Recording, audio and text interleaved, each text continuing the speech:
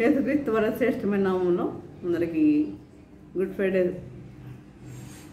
శుభాకాంక్షలు తెలియజేస్తున్నాను ప్రియులారా. చూడండి, మొదటి మాట ఏంటి? వీరు ఏమి చేయుచున్నారో వీరు ఎరుగురు కనుక వీరిని క్షమించండి అనేది మొదటి మాట. రెండవది, నేడే నీవు నాతో కూడా పరదేశంలో ఉందువు కదా, రెండవ మాట. ఆ రెండవ మాటకు సంబంధించి నేను ఒక్క పారబుల్ అంటే ఒక ఉపమానం చెప్పాలని నిర్ణయించుకున్నా. ఎందుకంటే మన చర్చిలో మనకి ఇంత టైం మనకు ఉండదు. That's why I'm telling this. చూడండి, ఇశ్రాయేల్ ప్రజలు ఐగుప్తు నుండి వచ్చారు కదా. మోషే ఐగుప్తు నుండి వారిని తీసుకుని వచ్చాడు. అయితే వారు వాగ్దానం భూమికి ప్రయాణమయ్యారు. ఎడారిలో సంచరిస్తున్నారు. చాలా కాలం గుడారాలు ఏర్పాటు చేసుకుని దైవ ఆజ్ఞ కొరకు నిరీక్షిస్తున్నారు. ఎవరు? ఇశ్రాయేలీలు దైవ ఆజ్ఞ కొరకు నిరీక్షిస్తున్నారు. అయితే ఈ మోషే ఏం చేసేవాడంటే, సినాయ పర్వతం ఉండేది కదా, మరి అక్కడ యెహోవా దగ్గరికి ఆయన పిలిచినప్పుడల్లా వెళ్తూ ఉండేవాడు. ఆ సినాయ కొండ మీదకి వెళ్తూ ఉండేవాడు అనమాట. మోషే వెళ్ళి సంభాషిస్తూ ఉండేవాడు. ఒకసారి మోషే ఎప్పుడు వెళ్ళే దారిలో కాకుండా, ఎక్కడికి? సినాయ కొండపైకి ఎప్పుడు వెళ్ళే దారిలో కాకుండా వేరొక మార్గంలో వెళదామని నిర్ణయించుకుని ఆ మార్గంలో కొండపైకి వెళ్తున్నాడు. కొండపైకి వెళ్తున్నప్పుడు అక్కడ ఎవరు కనిపించారంటే, మధ్యలో ఒక పూజారి కనిపించాడండి. మోషేకి ఎవరు కనిపించారంటే పూజారి కనిపించాడు. పూజారి అంటే అర్చకుడు. ఇక మన భాషలో చెప్పాలంటే యాజకుడు, అంతే కదా. హిందువుల్లో పూజారి అర్చకుడు అంటారు, మనలో యాజకుడు కనిపించాడు. అది మోషే నువ్వు యెహోవా దగ్గరికి వెళ్తున్నావు కదా, నా గురించి ఏమనుకుంటున్నాడో కాస్తగా అడగవా? యెహోవా దేవుణ్ణి నా గురించి ఏమనుకుంటున్నాడు అడగవా అని మోషేని అడిగాడు ఆ పూజారి. తప్పకుండా అడుగుతా నేను అని చెప్పాడు. ఇంకొంత దూరం వెళ్ళిన తర్వాత ఒక దొంగ కనిపించాడు. దొంగ కనిపించి, మోషే నీవు యెహోవా దగ్గరికి వెళ్తున్నావు కదా, నా గురించి యెహోవా దేవుడు ఏమనుకుంటున్నాడు అని నా గురించి అడగవా అని ఆ యొక్క మోషేని అడుగుతాడు. తప్పకుండా అడుగుతాను అన్నాడు మోషే. సరే, మోషే యెహోవా దగ్గరికి వెళ్ళాడు. వారు మాట్లాడుకున్న తర్వాత తప్పకుండా కనుక్కుంటా అన్నాడు. తర్వాత కొంత దూరం వెళ్ళగానే మరో వ్యక్తి, అదే దొంగ కనిపించాడని చెప్పాను కదా. అయితే చూడండి, ఆ దొంగ ఎలాంటి వాడు అంటే పరమ కిరాతకుడు, దొంగతనాలు చేసినవాడు, పరమ కిరాతకుడు అనమాట. నేరాలు, ఘోరాలు, హత్యలు చేసినవాడు అనమాట. చుట్టుపక్కల ప్రజలకు కూడా అతనంటేనే భయం అంట. అలాంటి వ్యక్తి మోషేతో అడుగుతున్నాడు, మోషే నీవు యెహోవా యొద్దకు వెళ్తున్నావు కదా, నా గురించి యెహోవా దేవుణ్ణి అడగవా అని. చూడండి, ఇన్ని పనులు చేస్తున్నాడు, మళ్ళీ యెహోవా దేవుణ్ణి నా గురించి ఏమనుకుంటున్నాడో అడగవా అన్నాడు. సరే అడుగుతాను అన్నాడు. ఇష్టంగానే అడుగుతాను అన్నాడు.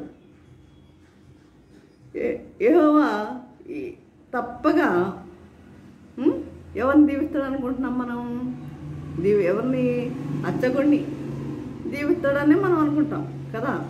అర్చకుడిని దీవిస్తాడని, దొంగవాన్ని శిక్షిస్తాడని మార్గ మధ్యంలో మోషే ఊహించుకుంటున్నాడు.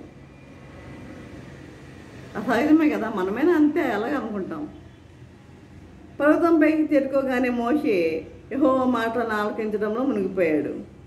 యెహోవాతో సంభాషణతో ముగించుకొని కిందకి దిగి వచ్చే సమయంలో ఆయనకి అర్చకుడు అన్న మాటలు గుర్తొచ్చాయి. అప్పుడు అడిగాడు, అర్చకుని గురించి మరి ఏమనుకుంటున్నారు అని అంటే, చాలా భక్తిపరుడు, అనేక మందికి సహాయం చేసేవాడు, మంచి మనిషి, మంచి మనసున్నవాడు అని యెహోవా దేవుడు చెప్పాడు. తర్వాత మరి దొంగ గురించి ఏమనుకుంటున్నారు అంటే, దొంగ పరమ కిరాతకుడు, నేరాలు ఘోరాలు హత్యలు చేసినవాడు,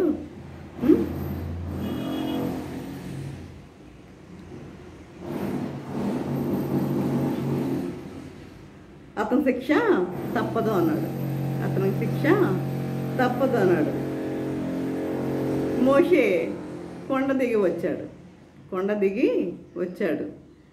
వచ్చిన తర్వాత మాక దొంగవాడు మోషేని సమీపించి, దొంగవాడు, అయ్యా మరి యెహోవా దేవుడు నా గురించి ఏమనుకుంటున్నాడు అని అడిగారా మీరు అని అంటే ప్రశ్నించాడు. అడిగాను అని మోషే పలుకుగానే యెహోవా ఏమన్నాడని దొంగవాడు తిరిగి ప్రశ్నించాడు. నీవు చేసిన ఘోరానికి తగిన శిక్ష అనుభవిస్తావు. నీవు చేసిన ఘోరానికి తగిన శిక్ష అనుభవిస్తావు అని మోషే సమాధానం ఇచ్చాడు. అంతే కదా, నేరాలు ఘోరాలు హత్యలు ఇవన్నీ చేసిన వాడు మరి తగిన శిక్ష అనుభవిస్తాడని చెప్పాడు. అది శిక్ష తప్పదని యెహోవా సెలవిచ్చాడు. తర్వాత మోషే మరికొంతమందికి వెళ్ళగానే ఎవరు ఎదురొచ్చారు? అర్చకుడు, అదే పూజారి ఎదురొచ్చాడు. మోషేకు నమస్కరించి, అయ్యా నా గురించి యెహోవా దేవుడు ఏమనుకుంటున్నాడు అని ప్రశ్నించాడు. అందుకు నీ భక్తి కార్యాలు యెహోవా దేవునికి నచ్చాయి. నీ భక్తి కార్యాలు యెహోవా దేవునికి నచ్చాయి అని మోషే సెలవిచ్చాడు. అది విన్న అర్చకుడు ఆనందంతో వెళ్ళిపోయాడు. అంటే దేవుడు నన్ను గురించి మరి ఎంతో సంతోషంగా ఉన్నాడు కాబట్టి అని ఎంతో మరి నేను చేసిన పనుల విషయంలో ఆనందిస్తున్నాడు కదా అని మరి సంతోషంతో వెళ్ళిపోయాడు. మోషే తన గుడారానికి చేరాడు. తర్వాత చాలా కాలం తర్వాత మోషే మరోమారు అదే మార్గంలో మళ్ళీ సీనాయి కొండకి వెళ్ళవలసి వచ్చిందండి. అదే మార్గంలో సీనాయి, ఇప్పుడు చెప్పిందంత అర్థమైంది కదా. ఇప్పుడు మళ్ళీ చాలా కాలం తర్వాత మోషే అదే మార్గంలో పర్వతంపైకి వెళ్ళవలసి వచ్చింది. అర్చకుడు దొంగవాడు ఇద్దరు కొద్ది రోజుల క్రితం చనిపోయారంట. వాళ్ళిద్దరు చనిపోయారు. చాలా కాలం అయింది కదా మోషే వెళ్ళి అక్కడికి. తర్వాత మరి ఈయన వెళ్ళే టైంకి అక్కడ వాళ్ళిద్దరూ లేరు, చనిపోయారని తెలుసుకున్నాడు. ఆ ఇద్దరి గురించి మరోమారు యెహోవా దేవుణ్ణి అడగాలనుకుని సీనాయి పర్వతం పైకి చేరుకున్నాడు. అట్లా ఇద్దరు ఏమయ్యారు? అర్చకుడు మరి మోక్షాన్ని చేరుకున్నాడా, మరి దొంగవాడు నరకానికి వెళ్ళాడా? ఇవి అడగాలని మోషే నిర్ణయించుకున్నాడు. కాబట్టి యెహోవాతో తన సంభాషణ ముగియగానే మోషే అర్చకుని గురించి అడిగాడు. అర్చకుడు మరణించాడు కదా, ఇప్పుడు అతను మోక్షంలో సంతోషంగా ఉన్నాడు కదా అన్నాడు. మోక్షంలో సంతోషంగా ఉన్నాడా అని అడిగాడు. అందుకు లేదు, అర్చకుడు మోక్షం ప్రవేశించలేదు.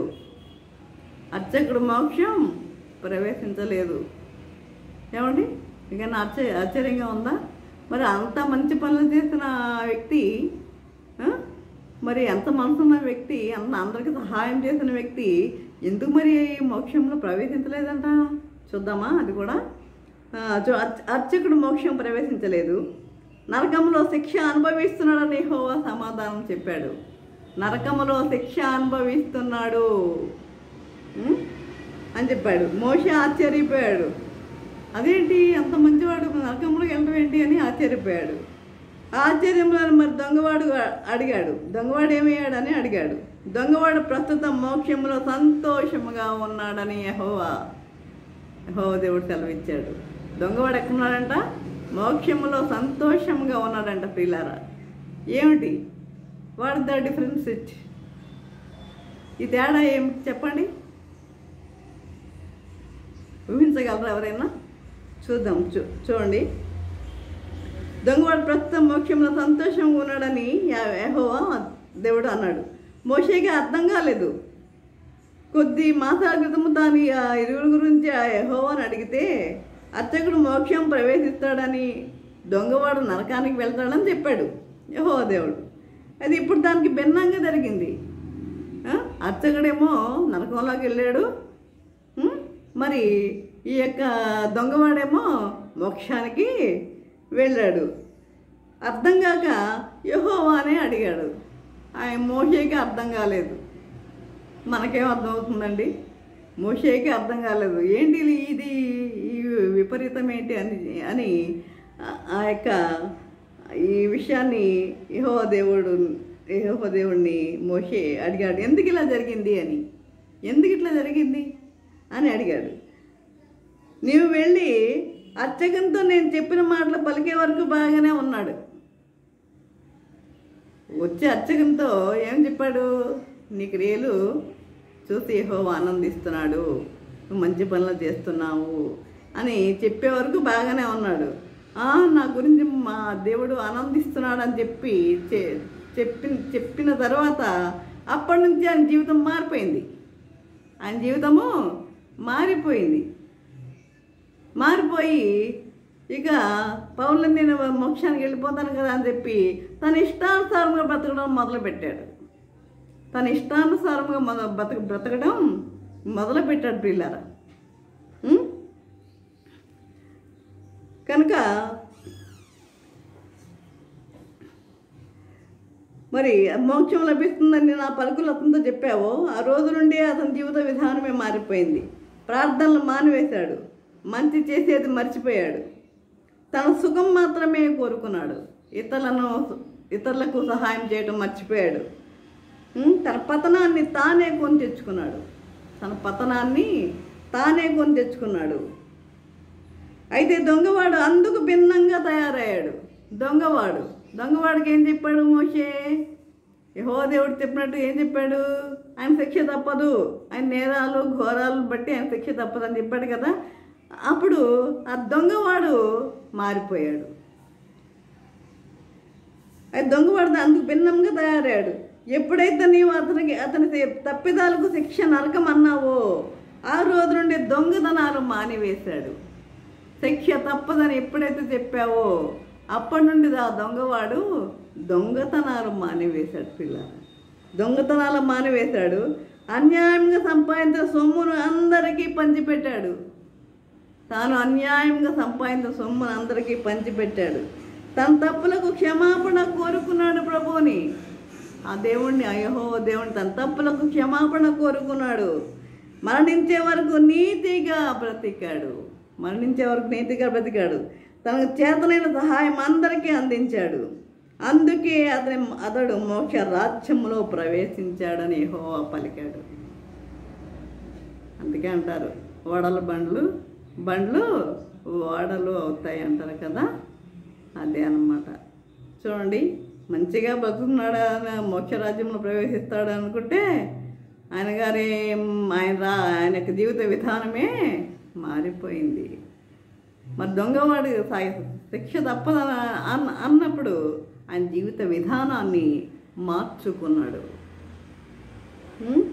జీవితాంతము దొంగతనాలు దోపిడీలు చేసిన వ్యక్తి చివరి రోజుల్లో పశ్చాత్తాపడి మోక్షం ప్రవేశిస్తే జీవితాంతం మంచిగా బ్రతికి చివరి రోజుల్లో దైవ ఆజ్ఞలను మీరిన వ్యక్తి నరకాగ్నిని కొని తెచ్చుకున్నాడు. జీవితాంతము ఏం చేశాడు? దొంగతనాలు దోపిడీలు చేసిన వ్యక్తి చివరి రోజుల్లో పశ్చాత్తాపడి మోక్షం ప్రవేశించాడు.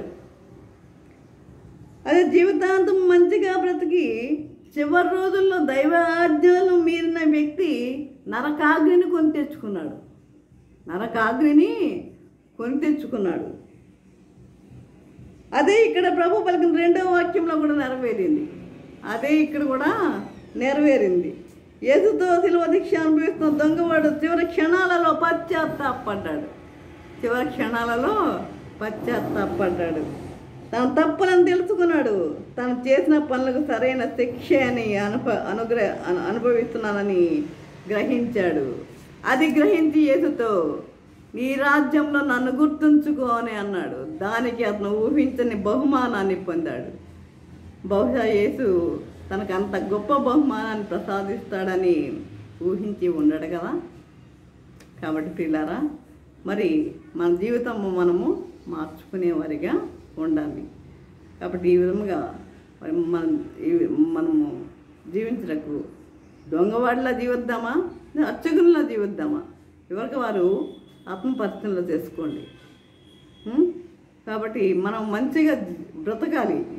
జీవితాంతం మనము మంచిగా బ్రతకాలి. చివరి వరకు మంచిగా బ్రతికి మరి ఆయన నుండి మంచి బహుమానాలను పొందేవారిగా ఉండాలి. ఈ విధంగా జీవించడానికి మన పరిశుద్ధాత్మ దేవుడు సహాయం చేసి నడిపించను గాక. ఆమెన్. ఇప్పుడు ప్రార్థన చేసుకుందాం. పరిశుద్ధ ప్రేమ గల తండ్రి, నీ పరిశుద్ధ బలముతో దేవా ప్రభా, ఇంతవరకు తండ్రి నీ వాక్యం తండ్రి మాతో మాట్లాడిన విధానం బట్టి నాయన మీకు వందనం తెలియజేసుకుంటున్నాం ప్రభా. తండ్రి